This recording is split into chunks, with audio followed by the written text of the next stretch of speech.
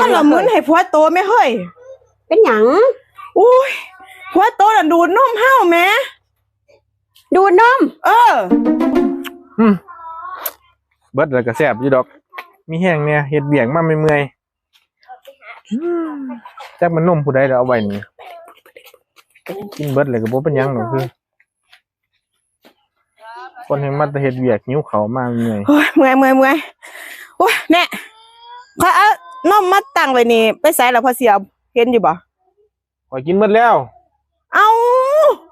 เจ้ากินซั่นบ่เจ้าคือมากินของข่อยกินแล้วมาแต่เฮ็ดเบียกเมื่อยๆเขาหิวข้อยกินตัวอุ้ยน้อเจ้าก็ได้ข่อยก็เอามาวางไว้บ่เฮ็ดเบียกขึ้นมาเมื่อยๆข่อยสิได้มากินเอ้าเพราะว่าตะของไผเขาก็กินตัว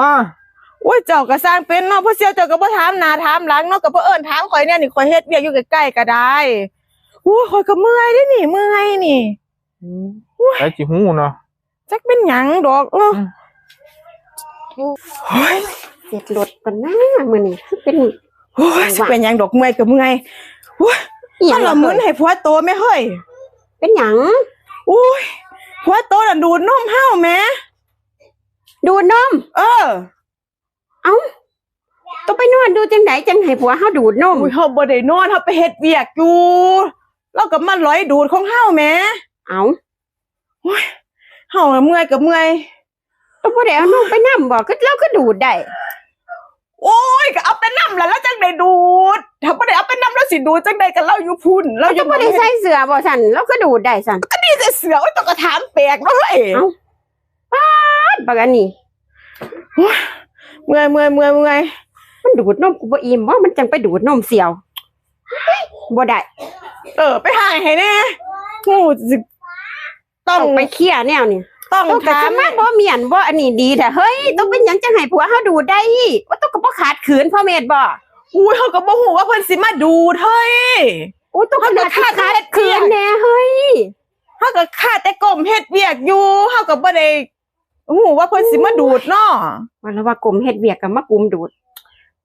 เฒ่านี่อยู่ไสวะพุ่นล่ะอยู่หม่องเฮ็ดเวียกพุ่นล่ะเฮ้ยดูดนมเสี่ยวแล้วก็มานั่งเฮ็ดเสืออยู่เนาะจังได๋จะไปคนจังซี่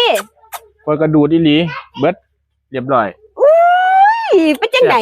นมข่อยมันบ่ใหญ่คือนมเสี่ยวบ่เจ้าจะไปดูดนมเสี่ยวนั่น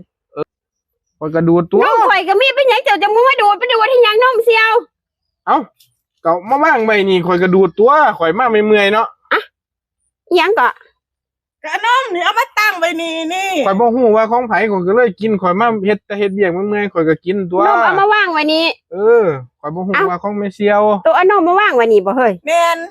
เอาตัวคือว่าต้องไปเฮ็ดเวียกเอาก็เฮานมวางไว้นี่เฮาก็ไปเฮ็ดเวียกพอเสี่ยวก็มาดูดนมเฮาหมด